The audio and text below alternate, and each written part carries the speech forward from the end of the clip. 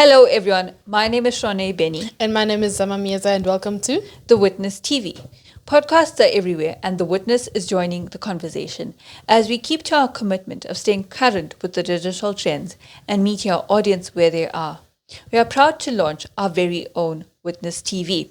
It's the same news and storytelling you know from our print and digital platforms, now in a more conversational and interactive platform. From exclusive interviews, deep dives into hot topics, lifestyle features, and community voices. This is a fresh way to stay connected with the news and with us as we keep the conversation going on pressing and interesting topics. As you get to know the Witness team and our many guests by their faces and not just by their names, our pilot series takes you to life behind the scenes at the Witness. Welcome to the studio. Let's get to it. Joining me today is my colleague Ketu Kulu. Hi Ketu, how are you today? Hi Shanae, I'm good. How are you? I'm well, thanks. Thank you for joining us. So we're going to be talking about reporting, court reporting, and one of the things that we all want to know is how do you prepare for a typical day at court? What's it like? And how do you keep your news editor updated along the way? Well, when it comes to preparation, not every story is the same. Sometimes you would know ahead of time that there's a court case going. So you would obviously need to research. That will be the first step of the preparation. But sometimes someone is arrested today and they're appearing tomorrow. So there's not much time to research. And you just have to be in court and, play it by the ear. And court is very much a waiting game. So with updating the editor, it's about whatever is happening at the time, and sometimes nothing is happening. So it differs. And I also know that at times there'd be a protest outside court, and that adds to the story. Can you tell us how you work that in, or how does that go?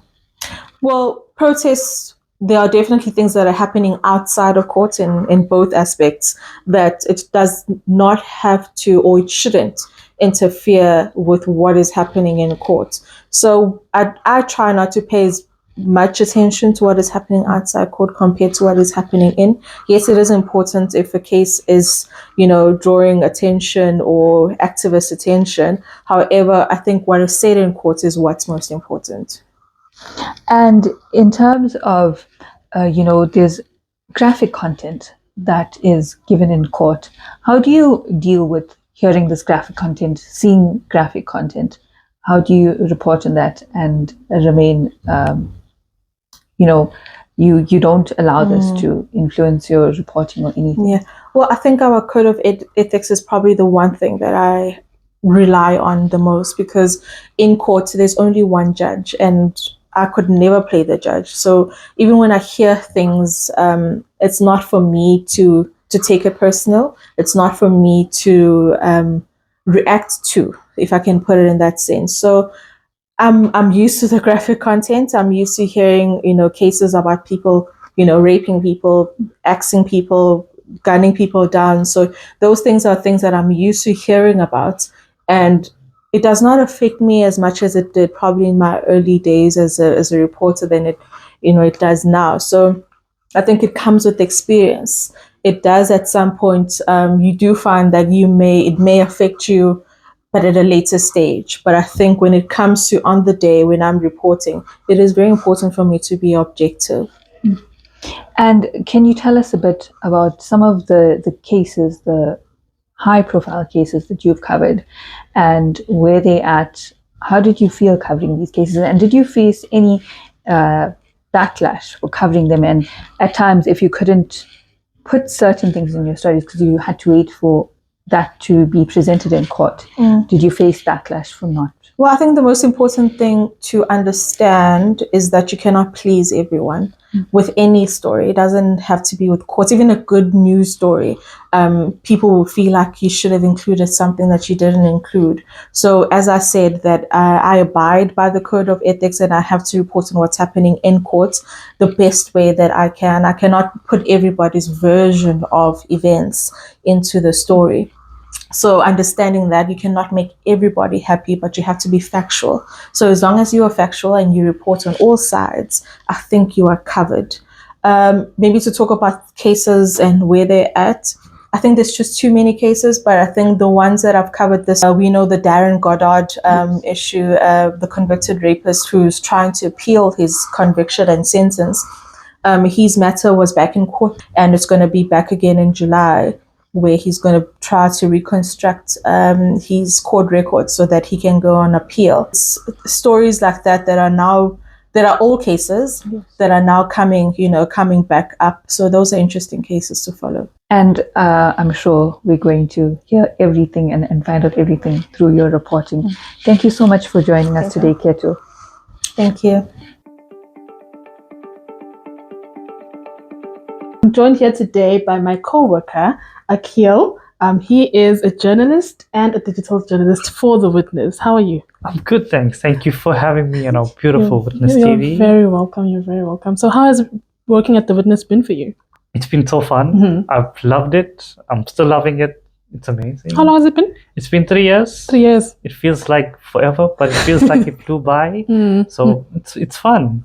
So I know that you're on the digital aspect of it, but I want to get more on the journalist side of you as well. Like, did you want to be a journalist? Like, how did you get to being a journalist? So the funny thing is, I was reading the Public Eye. It was a Thursday. I saw the ad in the classifieds. I'm like, might as well just take my shot. I've sent my applications.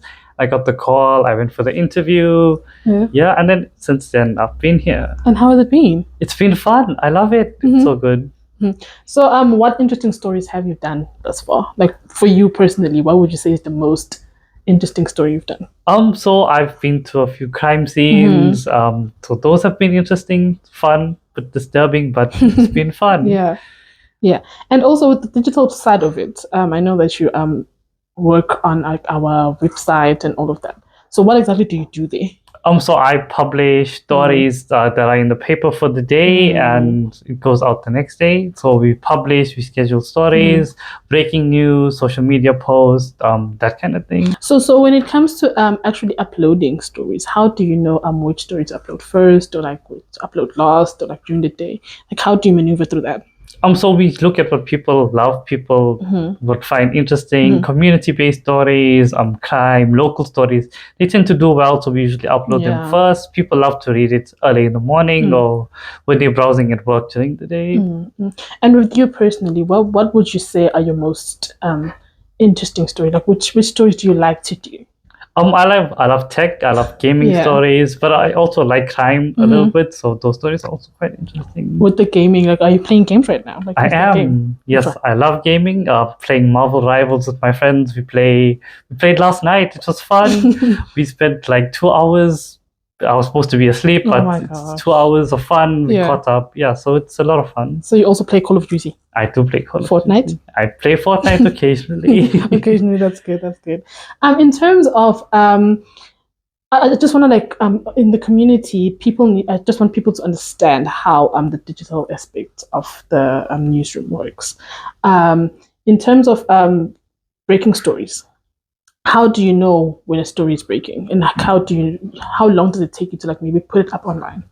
It all depends. So it usually like travel time for the journalists on the field to get out there, but we work as fast as possible. So as soon as they send in a story via email or WhatsApp, we put it onto the system. It gets edited as soon as possible, whatever videos and pics are attached, and that it's out there to the community. And what would you say is a requirement for a story to be like going online? So from the journalist, like if I'm sending in a story, like what would you need for me to like provide you for you to put it up on our website? So basically what's happening at the scene at the moment, are there security there, police, ambulance, that kind of thing. And basically what's happening out there to keep the community informed in case there's the police have cordoned off the area, so people know not to go there, avoid that area. It also helps if people are planning to go out and it's a busy place, so that kind of thing. No, thank you so much for joining us today. Thank you so much. Thank you for having me. No problem. Thank you. Thanks.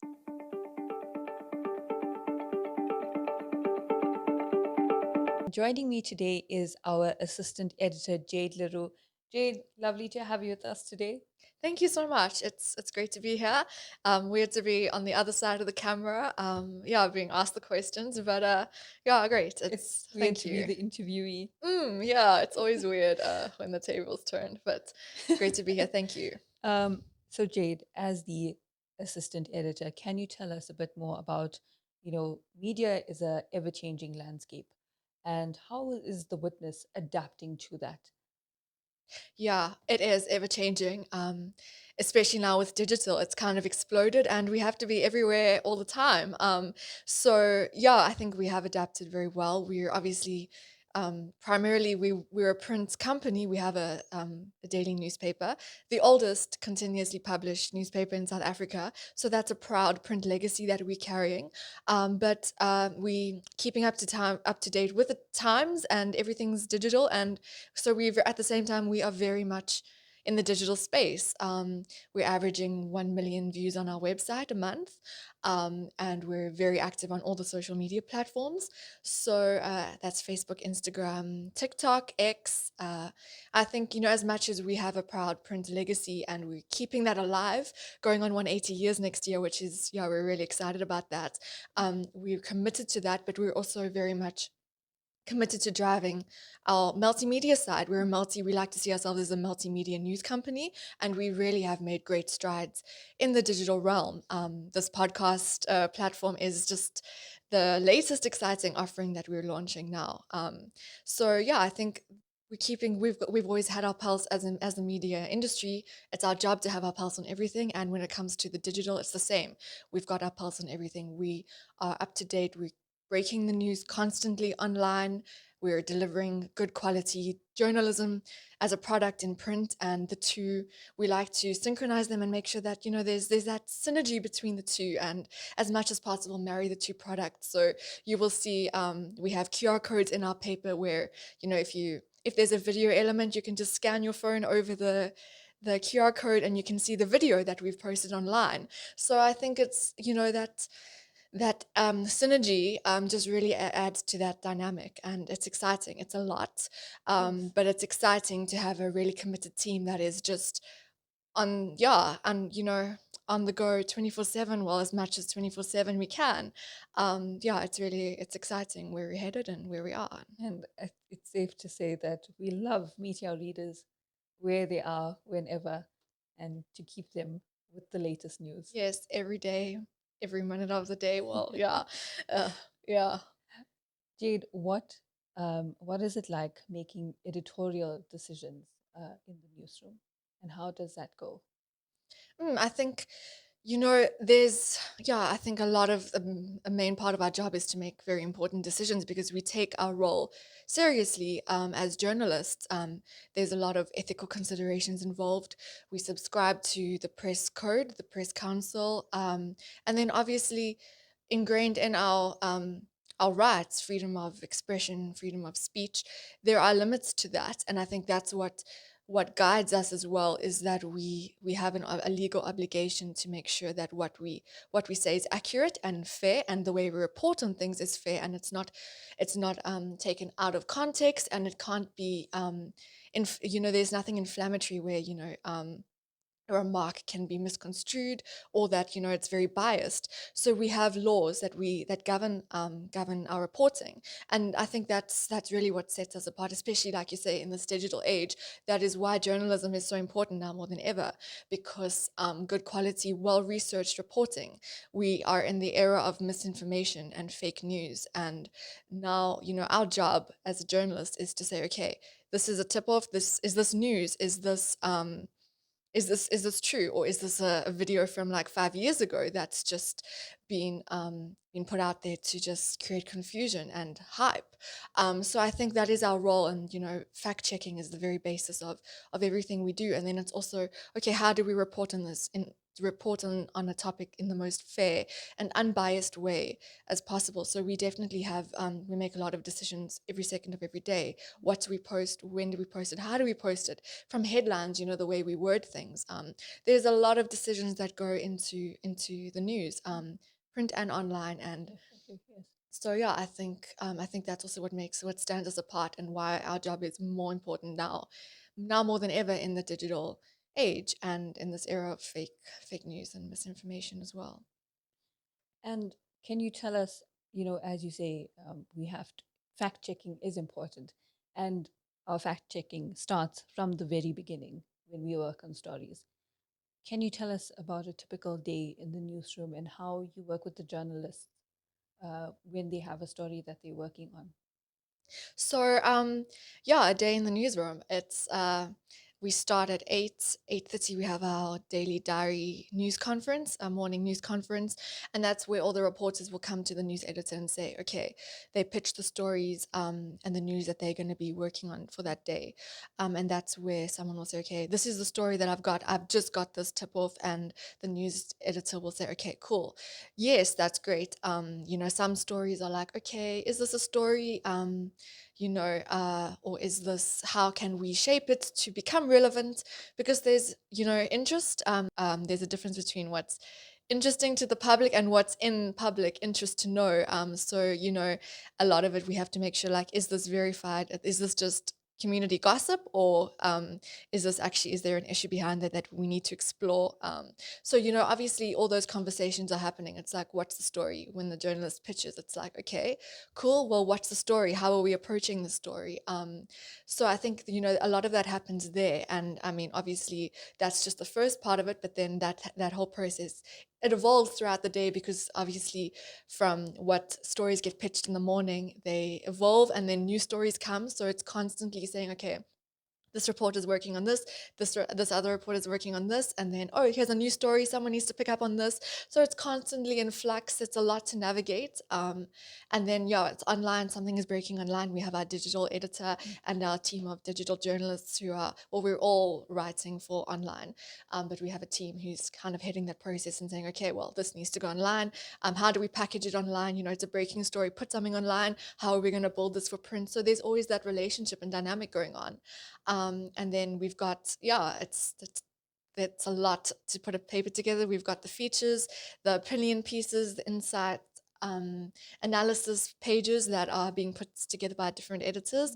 And yeah, so I mean, that's all going on in the morning. And then the news editor is constantly being updated throughout the day with the story progressions. And then come late in the afternoon, the editors meet to kind of plan the paper, and things constantly change all the time. So the story can change from one minute to the other. So there's never a dull moment. And there's never no news. It's a miracle. Sometimes you lie awake and you think, wow, what's the lead story going to be tomorrow? But there is never no news, and there's always news. Sometimes Group you have together. to, like on a dry day, sometimes you have to look a bit further. Some days just everything comes cascading to you and it's like, oh my word, we can't keep up. And then other days you have to just look a bit further, but there is always news and there is always a very important story to tell someone. Everyone has a voice, and some people need their voice to be heard. And yeah, our job is to literally just be there to tell stories, keep the community informed, engaged, and also, there also is an element of entertaining and, reading for pleasure. It's fun. It should be fun to read a newspaper, to stay informed with what's going on in a fun way. I think there's a lot of elements to our paper that make it fun. We've got a children's page as well, so we're attracting younger audiences. Great features and, interesting, deeper analysis pieces. And yeah, I just think the whole art of it, it's a historical record of what happened and important things that happened in that day in history. And, to be able to, like, to say, if you miss out on, everything happens all at once all the time, but if you aren't able to keep track of everything that happened in a day, I mean, online every minute you're getting a new news update of this happened. Here are the most important things that if you missed a lot today, you should be aware of. So I think it's really special, and it's really great that we can keep doing that in print and then also online and do it all. It's really great to be part of a team that's so committed to that. Oh, thank you, Jade. That's it's really great to hear about how a paper comes together and the teamwork and the effort that goes into getting out a product that is read every day, and people wait for the paper. And they wait. Yes. If we're like 5 minutes late on delivery, our subscribers are like, where's my paper this morning? I'm sure, like, yeah, you'll speak to a lot of different people from different departments, because it's amazing when you see how many hands work together to bring this product to life every single day. And we're working like well into midnight, the different departments, circulation, the printing press. So yeah, when you speak to everyone, which we will be doing in this podcast, I'm sure, yeah, it's really fascinating to just see how it all comes together. No, lovely. Thank you, Jade, for joining us. Thank you for having me. Thank you for watching this week's episode of the Witness TV. Tune in next time, and please don't forget to like, share, and subscribe.